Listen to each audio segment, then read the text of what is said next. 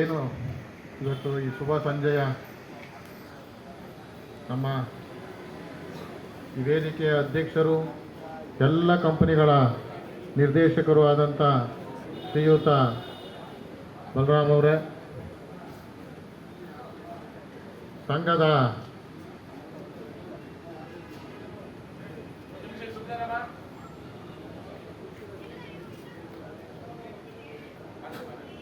ಸಂಘದ executive president ಆದಂತಹ ಡಾಕೆ ನಾಯಕ್ ಅವರೇ,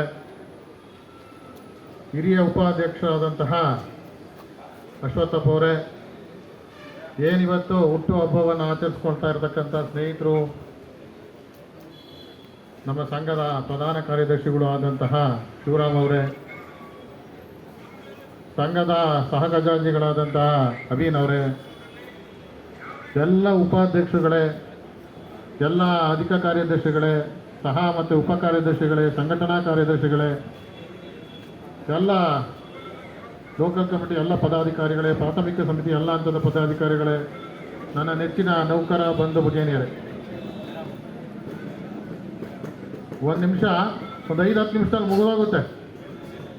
ಏನು ಇವತ್ತು ಶಿವರಾಮ್ ಅವರು 53ನೇ ಹುಟ್ಟುಹಬ್ಬವನ್ನು ಅವರು ಆಚರಿಸ್ಕೊಳ್ತಾ ಇಲ್ಲ, ನಾವೆಲ್ಲರೂ ಸೇರಿ ಅವರು ಹುಟ್ಟುಹಬ್ಬವನ್ನು ಆಚರಿಸ್ತಾ ಇದ್ದೀವಿ. ಅವರಿಗೆ ದೇವರು ಆಯುಷು, ಆರೋಗ್ಯ, ನೆಮ್ಮದಿಯನ್ನು, ಯಾಕೆಂದರೆ ಇಷ್ಟು ದಿವಸ ನೆಮ್ಮದಿ ಇಲ್ಲದಲೇ ಎಲ್ಲರೂ, ನಾವು ಅಧ್ಯಕ್ಷರು, ಅವರು ಎಲ್ಲ ಪದಾಧಿಕಾರಿಗಳು ಬರೀ ನಮ್ಮ ನೌಕರ ಹಿತವನ್ನು ಬಯಸಲಿಕ್ಕೆ, ಸಂಘವನ್ನು, ಸಂಸ್ಥೆಯನ್ನು ಉಳಿಸ್ಕೊಳ್ಳಿಕ್ಕೆ, ಸಂಘಟನೆಯನ್ನು ಬಲಪಡಿಸಲಿಕ್ಕೆ ಇಡೀ ರಾಜ್ಯವನ್ನು ಸುತ್ತಿ ಎಲ್ಲ ಅಧಿಕಾರಿಗಳು, ಮುಖ್ಯಮಂತ್ರಿಗಳು, ಇಂಧನ ಸಚಿವರನ್ನ ಭೇಟಿಯಾಗಲಿಕ್ಕೆ ರಾತ್ರಿ ಹಗಲು ಇರಲಿಲ್ಲದಂತೆ ಪ್ರತಿ ದಿವಸನೂ ಬೆಳಗ್ಗೆ ಎದ್ದರೆ ರಾತ್ರಿ 12 ಗಂಟೆ ಮನೆಗೆ ಸೇರ್ತಾ ಇದ್ದವು. ಹಾಗಾಗಿ ಅವ್ರಿಗೆ ನೆಮ್ಮದಿ, ಶಾಂತಿ, ಸುಖ, ಸಂತೋಷವನ್ನು ಕೊಟ್ಟು ಆ ಚಾಮುಂಡೇಶ್ವರಿ ಕಾಪಾಡಲಿ ಅಂತೇಳಿ ತಮ್ಮೆಲ್ಲರ ಪರವಾಗಿ ಅವರಿಗೆ ಶುಭವನ್ನು ಹಾರೈಸ್ತಾ ಇದ್ದೀನಿ. ಈ ಹುಟ್ಟುಹಬ್ಬವನ್ನು ಯಾಕೆ ಆಚರಿಸಬೇಕು ಅನ್ನೋದ್ರೆ, ಇವತ್ತು ಸಂಘದ ಅಧ್ಯಕ್ಷರಾಗಲಿ, ಪ್ರಧಾನಿ ಕಾರ್ಯದರ್ಶಿಗಳಾಗಲಿ, ಯಾರೇ ಆಗಲಿ, ಸಂಘದ ಪದಾಧಿಕಾರಿಗಳು ಅವರು ತಮ್ಮ ಕುಟುಂಬವನ್ನು ಬಿಟ್ಟು ಈ ನೌಕರರ, ಇಲ್ಲಿ ಯಾರೂ ಕರೆದಿರೋಲ್ಲ ಸಂಘಕ್ಕೆ ಬನ್ನಿ ಅಂತ ಹೇಳ್ಬಿಟ್ಟು, ಆದರೆ ಬಂದ ಮೇಲೆ ನೌಕರರ ಕೆಲಸ ಮಾಡಲಿಕ್ಕೆ ಕಟಿಬದ್ಧವಾಗಿ ಕೆಲಸ ಮಾಡಬೇಕು. ನೌಕರರ ಕೆಲಸವನ್ನು ಮಾಡಲಿಕ್ಕೆ ಕಟಿಬದ್ಧತೆಯಿಂದ ಕೆಲಸ ಮಾಡಬೇಕು. ಆ ಕೆಲಸ ಮಾಡೋ ನಿಟ್ಟಿನಲ್ಲಿ ಅವರು ಮನೆ, ಮಠ, ಬಂಧು ಬಳಗ ಎಲ್ಲವನ್ನೂ ಬಿಟ್ಟು ಸಂಸ್ಥೆ, ಸಂಘ, ನೌಕರರು ಇಷ್ಟಕ್ಕೆ ಸೀಮಿತವಾಗಿ ಕೆಲಸವನ್ನು ಮಾಡ್ತಿರ್ತಾರೆ. ಹಾಗಾಗಿ ಅದನ್ನೆಲ್ಲ ಮರೆಸಲಿಕ್ಕೆ ಅವ್ರ ಹುಟ್ಟುಹಬ್ಬವನ್ನು ನಾವುಗಳು ಅವ್ರಿಗೆ ಸಂತೋಷ ತರಲಿಕ್ಕೆ, ಇನ್ನೂ ಕೂಡ ನಮ್ಮ ನೌಕರರಿಗೆ ಹೆಚ್ಚಿನ ರೀತಿಯಲ್ಲಿ ಕೆಲಸ ಮಾಡಲಿಕ್ಕೆ, ಅವ್ರಿಗೆ ಶಕ್ತಿ ತುಂಬಲಿಕ್ಕೆ ಈ ಹುಟ್ಟುಹಬ್ಬವನ್ನು ನಾವೆಲ್ಲರೂ ಆಚರಿಸ್ತಕ್ಕಂಥದ್ದು ವಾಡಿಕೆ. ಒಂದು ವಿಚಾರ, ಅವತ್ತಿನ ದಿನಂದು ಸುಮಾರು ನಾನು ಕೆಲಸಕ್ಕೆ ಸೇರಿದಾಗ್ಲಿಂದನೂ ಪ್ರೈವೇಟೈಸೇಷನ್ ಆಗ್ತದೆ ಅಂತಲೇ ಬರ್ತಾ ಇದ್ದಾರೆ.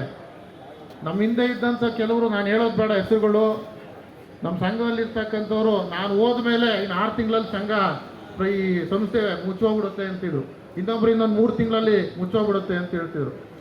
ಆದರೆ ಯಾರಿಂದನೂ ಮುಚ್ಚಲಿಕ್ಕೆ ಸಾಧ್ಯವಿಲ್ಲ. ಈ ಸಂಘಕ್ಕೆ ದೈವ ಶಕ್ತಿ ಇದೆ. ಈ ಸಂಘವನ್ನು, ಈ ಸಂಸ್ಥೆಯನ್ನು ಕಾಪಾಡಲಿಕ್ಕೆ ಯಾರನ್ನಾರು ಹುಟ್ಟಿಸ್ತಾರೆ, ಅಂತ ಸಂಘಟಕರು ಹುಡ್ತಾರೆ ಅನ್ನೋದನ್ನ ಇವತ್ತು ಸಾಬೀತು ಮಾಡಿಸಿದೆ ಸಂಘ.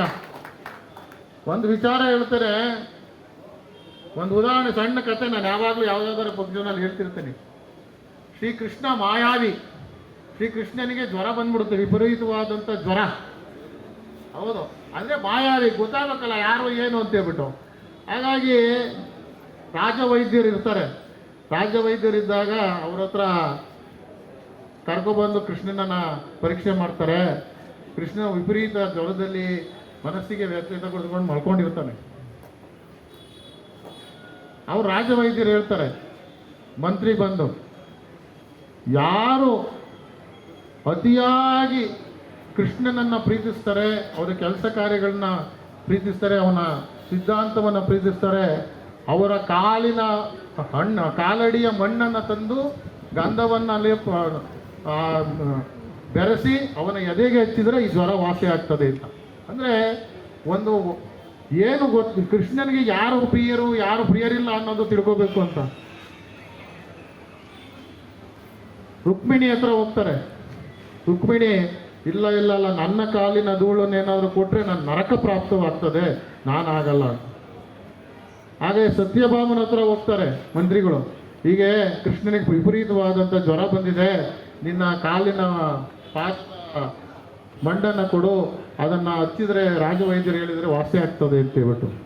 ಇಲ್ಲ ಇಲ್ಲ ಇಲ್ಲ, ನಾನೇನಾದರೂ ಮಾಡಿದ್ರೆ ನನಗೆ ನರಕ ಪ್ರಾಪ್ತ ಆಗ್ತದೆ ಅಂತೇಳಿ. ಕೊನೆಗೆ ಇವರು ಮಂತ್ರಿಗಳು ರಾಜವೈದ್ಯರ ಹತ್ರ ಬರ್ತಾರೆ. ಬಂದು ವೈದ್ಯರೇ ಹಿಂಗೆ ಹೇಳಿದ್ರು ಇಬ್ಬರೂ, ಯಾರೂ ಕೂಡ ಕೊಡಲ್ಲ, ನನಗೆ ನರಕ ಪ್ರಾಪ್ತಿ ಆಗ್ತದೆ, ಹಾಗಾಗಿ ನನಗೆ ಕರ್ಮ ಬೇಡ ಅಂತಿದ್ದಾರೆ ಅಂತ.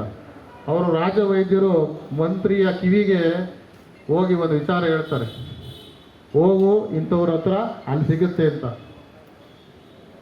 ರುಕ್ಮಿಣಿ ಮತ್ತೆ ಸತ್ಯಭಾಮನನ್ನ ಬಿಟ್ಟರೆ ಇನ್ಯಾರು ಇದ್ದಿದ್ದು? ರಾಧೆ. ರಾಧೆ ಹತ್ರ ಮಂತ್ರಿಗಳು ಹೋಗ್ತಾರೆ. ರಾಧೆ ಹತ್ರ ಹೋದಾಗ ಹೇಳ್ತಾರೆ, ಹಿಂಗೆ ವೈದ್ಯರು ಹೇಳಿ ಕಳಿಸಿದ್ದಾರೆ, ನಿನ್ನ ಪಾದದ ಅಡಿಯಲ್ಲಿರ್ತಕ್ಕಂಥ ಮಣ್ಣು ಬೇಕು, ಅದನ್ನು ಹಚ್ಚಿ ಗಂಧವನ್ನು ಬೆರೆಸಿ ಹಚ್ಚಿದ್ರೆ ಶ್ರೀಕೃಷ್ಣನಿಗೆ ಜ್ವರ ವಾಸಿ ಆಗ್ತದೆ ಅಂತ. ಅವಳು ಯಾವುದೇ ರೀತಿಯಲ್ಲೂ ಅವಳು ಇದ್ದಂತ ಆಚೆ ಓಡಿ ಬರ್ತಾಳೆ. ಮಣ್ಣು ಇರುತ್ತೆ ಗುಡ್ಡೆ, ಅದರ ಮೇಲೆ ಕೃಷ್ಣ ಕೃಷ್ಣ ಕೃಷ್ಣ ಅಂತ ಜಪ್ಸಿ ತುಣಿದು ಕೃಷ್ಣನ ಇವರು ಮಂತ್ರಿಗಳು ಕೈ ಕೊಡ್ತಾರೆ. ಅವರು ಮಂತ್ರಿ ಕೇಳ್ತಾರೆ, ನೀನು ಇಂಥ ಮಣ್ಣನ್ನು ಕೊಡ್ತಾ ಇದೆಯಾ, ಅವರಿಬ್ಬರನ್ನ ಕೇಳಿದ್ರೆ ನರಕ ಪ್ರಾಪ್ತಿ ಆಗ್ತದೆ ಅಂತೇಳಿ. ಆಗ ರಾಧೆ ಹೇಳ್ತಾಳೆ, ಜಗನ್ನಾಥನಿಗೆ ಒಳ್ಳೇದಾಗತ್ತೆ, ಅವನಿಂದ ಈ ಜಗತ್ತಿನ ಕಲ್ಯಾಣವಾಗ್ತದೆ, ಅವನಿಗೆ ಒಳ್ಳೇದಾಗುತ್ತೆ, ನಾನು 100 ಬಾರಿ ನರಕಕ್ಕೆ ಹೋಗ್ಲಿಕ್ಕೂ ಸಿದ್ಧ ಅಂತ ಹೇಳ್ತಾರೆ. ಹಾಗಾಗಿ ಇವತ್ತು ಮನೆ ಮಠ ಎಲ್ಲವನ್ನು ಕಳೆದುಕೊಂಡು ಮನೆ ಮಠವನ್ನೆಲ್ಲ ಮರೆತು, ನಮ್ಮ ಸಂಘದ ಅಧ್ಯಕ್ಷರಾಗಲಿ ಮನೆ ಮಠವನ್ನೆಲ್ಲ ಮರೆತು ಮಡದಿ ಮಕ್ಕಳ ಬಗ್ಗೆನೂ ಚಿಂತೆ ಇಲ್ದಲೆ ನೌಕರರು, ಸಂಸ್ಥೆ, ಸಂಘಕ್ಕೋಸ್ಕರ ಒಳ್ಳೆಯದನ್ನು ಮಾಡಬೇಕು, ನನ್ನ ಕುಟುಂಬಕ್ಕಿಂತನೂ ಸಂಸ್ಥೆಯ ನೌಕರರು ಮುಖ್ಯ, ಸಂಸ್ಥೆ ಮುಖ್ಯ, ಈ ಸಂಘನೇ ಮುಖ್ಯ ಅಂತ ನೀವು ಸಂಘದ ಅಧ್ಯಕ್ಷರು, ಪ್ರಧಾನ ಕಾರ್ಯದರ್ಶಿಗಳು, ಪದಾಧಿಕಾರಿ ಶ್ರಮ ಪಡ್ತಾ ಇದ್ದಾರೆ.